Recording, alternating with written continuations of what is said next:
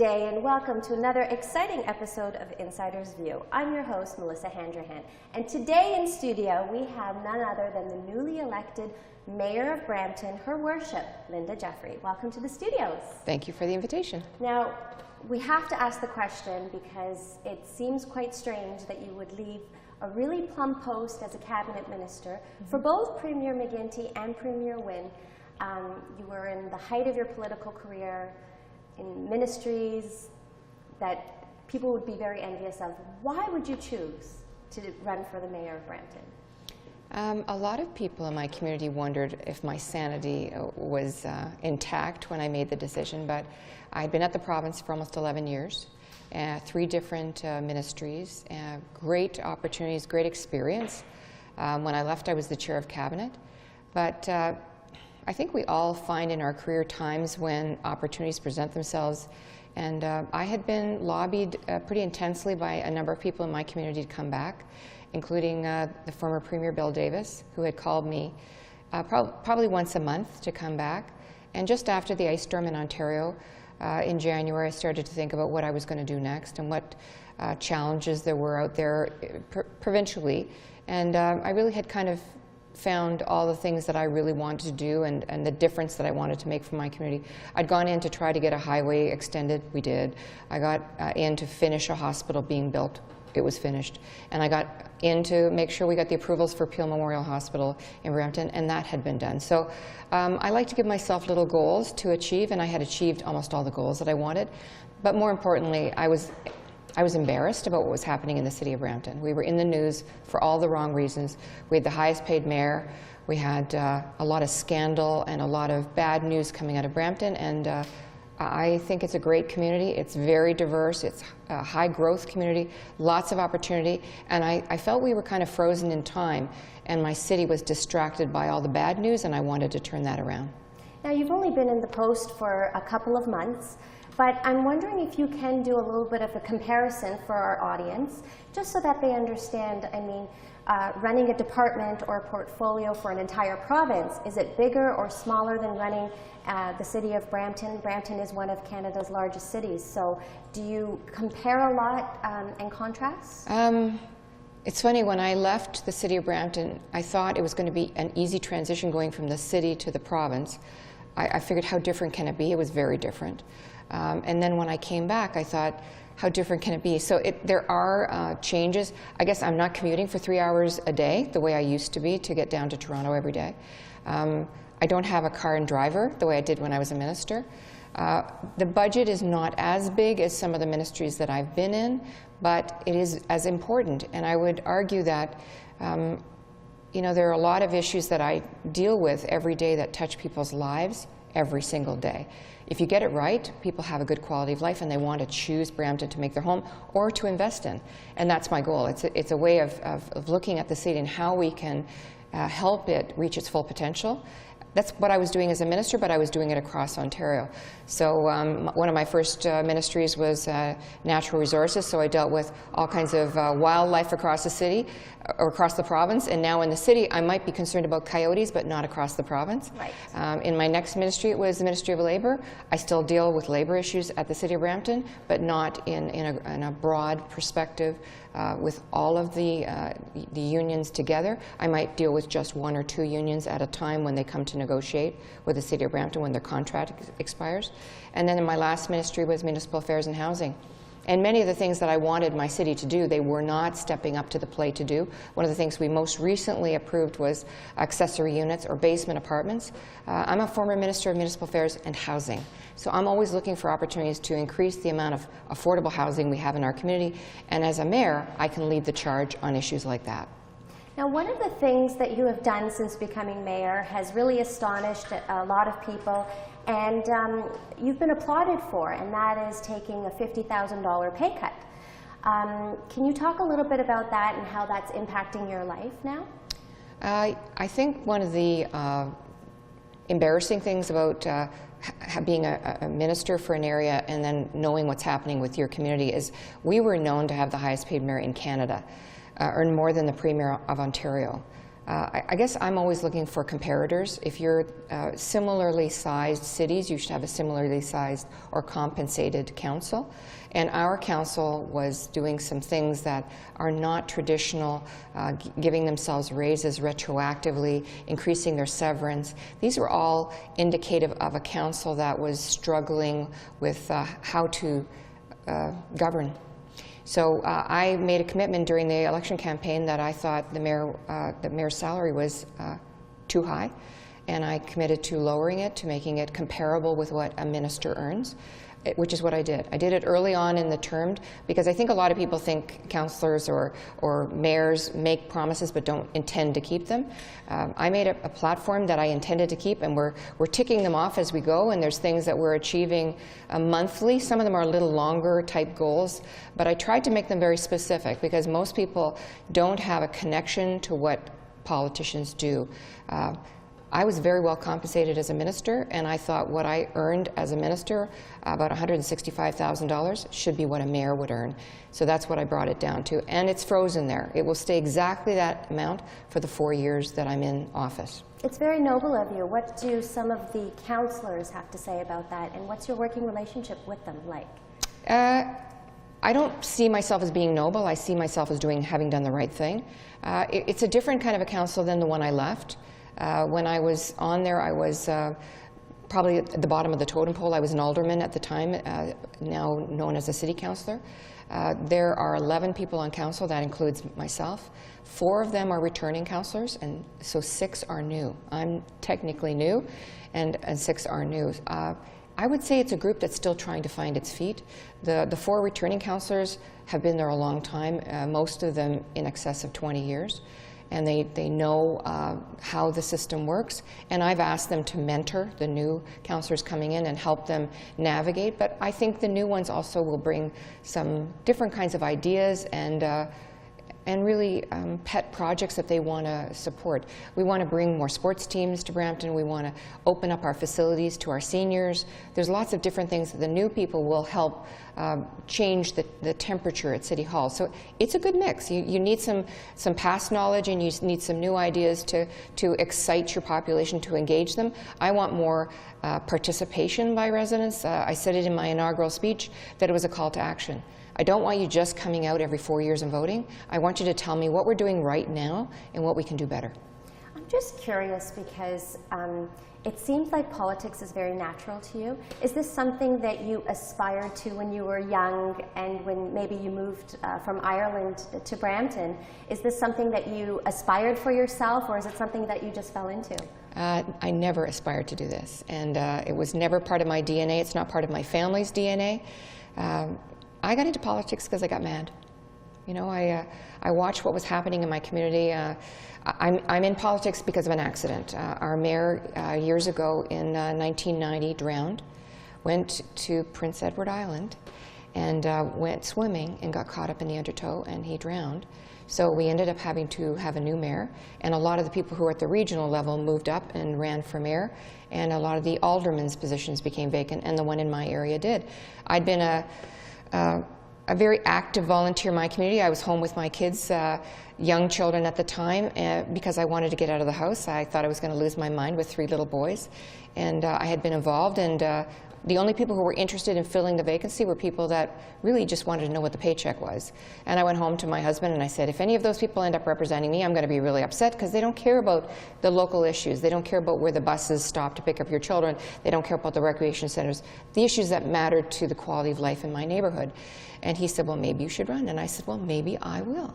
So I did. I didn't expect to win, but I did, and I enjoyed it, and I had some great mentors. And I certainly didn't intend to run provincially, but another issue came up that made me angry about health care in our community. The province wasn't funding health care properly in our community, and I decided to put my hat in the ring, and the rest is history. Well, the rest is history, but there's still more to this story. And we're going to ask the mayor about the upcoming budget when we return after this break.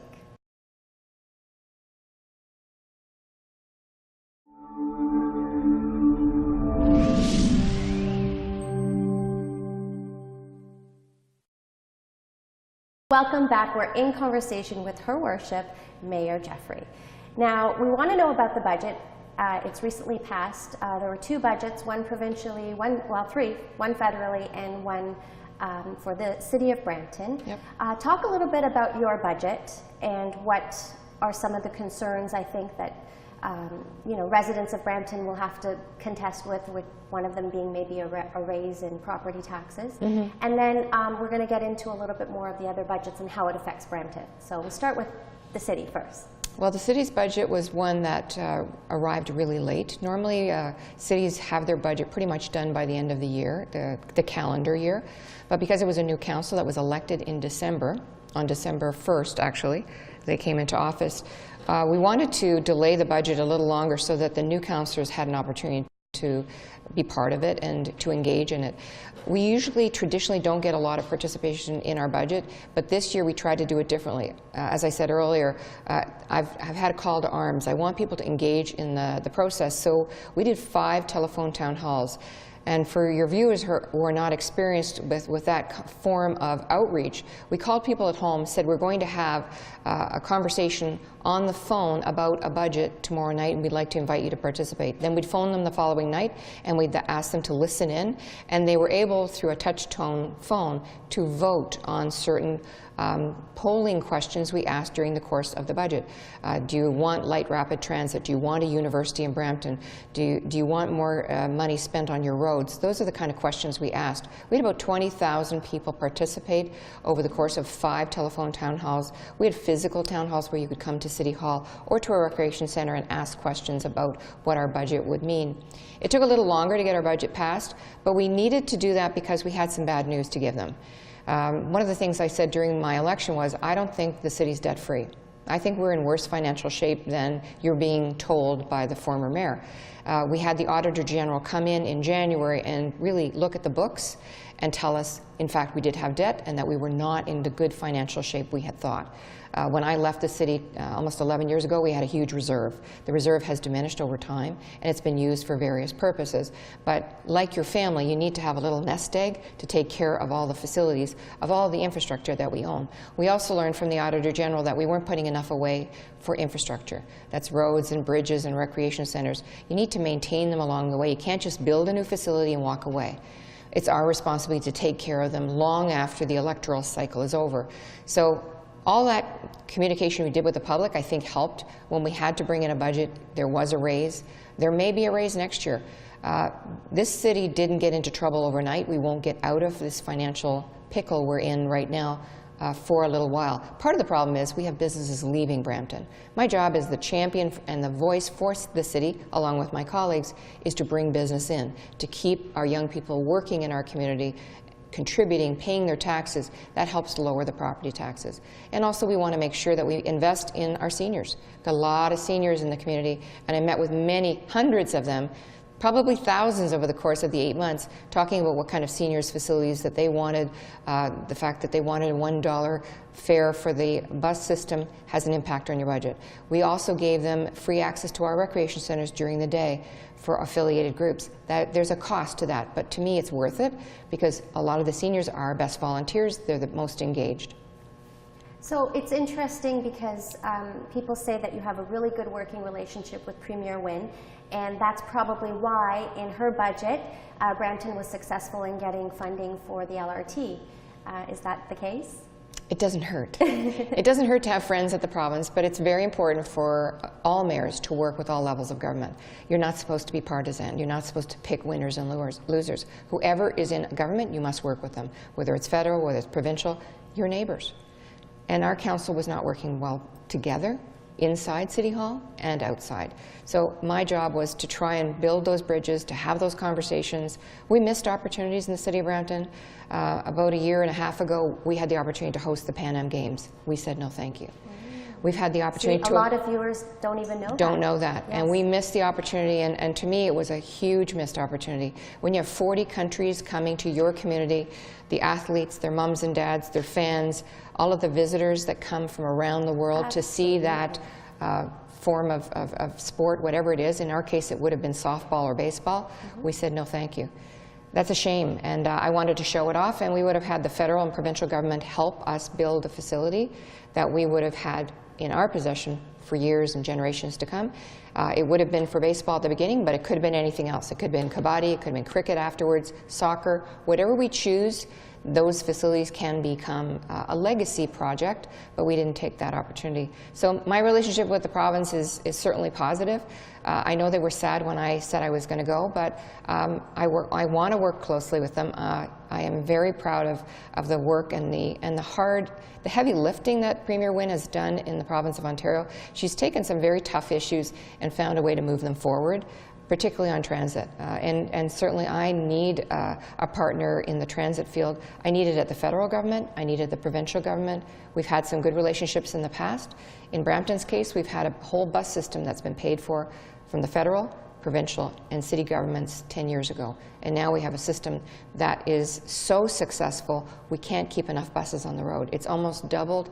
It's getting to triple our capacity. It's great. So working with the federal government, we know there's an election in the horizon, but they did pass a budget. How did that budget affect the city of Brampton, and what would you like to see from the feds? The budget was not a big surprise. I would say that a lot of it was leaked out over a few weeks before the budget. I'm always pleased when the federal government is a participant in affordable housing initiatives and infrastructure. Can't do those big projects without them. I would like them to be a little more engaged in those projects because the money that they've put out currently appears to be across Canada. So we'll have to see how those dollars roll out. As a bigger city, as a large urban centre in Ontario, Brampton is probably going to be at the table for some of those conversations where some of the smaller communities wouldn't qualify. So we're going to be participating and having conversations with our federal members about how we can participate and how they can help us. But I would say, all in all, there were no surprises. But when you're trying to deal with a deficit, you often don't put the dollars out that you need to help build those infrastructure projects. A high-growth community like Brampton needs a good federal partner. We need them to release some of those dollars at the front end rather than at the back end, which I think this current budget does. But budgets aren't a one document and then you don't talk about it anymore. They're like your home budget. Sometimes something happens at home and you think, oh, I wasn't budgeting for that, but I'm going to have to fix that right now. If it's a water heater or a screen door or something that breaks at home, you need to fix it right away. So you need a partner that has the flexibility. So we're going to have those ongoing conversations. And I know all the large urban mayors will be meeting with our federal representatives to speak with one voice, to talk together about what we can work on together. In your new role as mayor, you're supposed to be nonpartisan. So when the elections come and people come and ask for your support, and you probably have your own biases and your friends and the counterparts that you don't want to actually work with. So how do you balance that? What's your strategy moving forward, and how are you going to deal with the situation when the federal election comes? The same way I always have. I've worked with people from different parties. I mean, as I talked about earlier, Bill Davis came and asked me to come back and run for mayor for the city of Brampton. Last time I checked, he's a really good conservative. That's right. And I like working with good people. And it doesn't matter what political stripe you are. If you work hard for my community, we're on the same team. And I know how hard political life is, so I have a lot of respect for somebody who's prepared to put their family, their reputation, their time, their money on the line to represent our community. And there are good people that run that sometimes don't get elected, and there's people who sometimes are in the right place at the right time and they catch a wave, and that's kind of what happened to me the first time I ran. I'd like to think I was the best candidate, but I think there was also a wave of excitement for the Liberal Party at the time when Dalton was first elected. And I had to work hard. And I think anybody who wants to work hard for their community, I'm happy to support them. I will give advice to anybody who wants to run. It's hard. It's particularly challenging as a woman. And there's a lot of young women candidates that are putting their name on the ballot, and I know how challenging it can be. So I'm happy to give anybody advice and offer my support. Obviously, it's not in my interest to endorse anybody, and I think it also makes it harder for other candidates to be successful. I don't want to be the person who decides it, the voter. I trust the voter to make the right decision. Do you at all miss any of the party politics, or are you happy being on this side of the coin? Some people say it's good to have the support system of a party and the help that you get from your fellow workers. I always felt like a round peg in a square hole in the party position. I don't miss the party piece of it. I miss the people. I like the people. I like the teamwork that comes from it. But there's times when you have a party position on an issue and you don't always agree with it. Yeah. And you, as a team, you have to go out and sell that idea one way or the other. It's good practice, and it builds muscles and knowledge that you wouldn't normally have. So it's a good experience. Well, when we come back from this break, we're going to speak to the mayor about the changing face of the city of Brampton.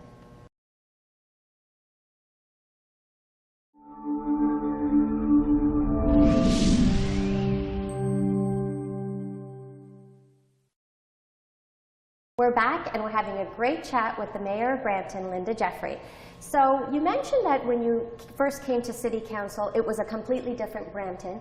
I want to talk about the changing face of Brampton and the diversity, the beautiful diversity, the different communities, the different food. Yeah. What do you think about Punjabi food? I love it. It's very tasty, and I have to be careful I don't eat too much of it, because when you go to an event, and when you go to people's home, the way they express their love is they try to feed you. Yes. And I will be a much bigger mayor if I keep eating at every event I go to. So I have to stage it. But no, it's my favorite now. And the way you've seen Brampton grow, of course, it's changed in diversity. Huge. And what kind of influence do you think that's had on Brampton? It has transformed our city in so many positive ways. And it has the potential to completely transform it again and again, over and over. When I first got to Brampton City Council, almost everybody looked like me, but they were men.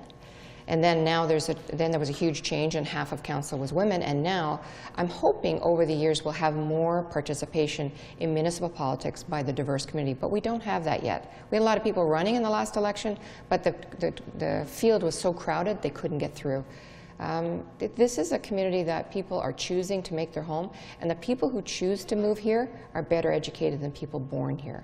They have connections and tentacles into all parts of business around the world, and how you find a way to build and find a way to leverage that knowledge and those relationships is my task, my job to do. But we're very lucky, and what I'm trying to do, and I talked about during the election, was make this a life sciences medical hub of activity. It's not what Brampton used to be. We used to be known as Flower City, and I guess some people still see us that way. Then we became a community that focused on the car and the auto sector. But Chrysler and Ford are not Brampton's future. Right. What is it? What could it be? And I think it's in medical and life sciences. And that's an opportunity to bring a university to Brampton. It's an opportunity to bring investment and research. One of the challenges we have in Brampton is a lot of my community struggles with diabetes, chronic illness, very, very common within the South Asian population. I'd like to take that lemonade, and that lemon, and make lemonade, bring in researchers and lifestyle experts to help my community stay healthy longer, manage that chronic illness, maybe find a cure, and bring in the investment dollars and the research that will help support those kind of investments. Do you think that the Canada-India Free Trade Agreement might help you in achieving that goal? I don't know yet. It's pretty early to say. Those agreements often are very targeted to certain sectors and what's happening in the EU and around the world. I'm not sure if it'll have a long-term difference. For me, it's just one business at a time. I guess I need to do that incremental building of capacity within my community. One of the things I'm trying to build is transit. We talked earlier about the investment that the province is putting $1.6 billion in light rapid transit into Brampton.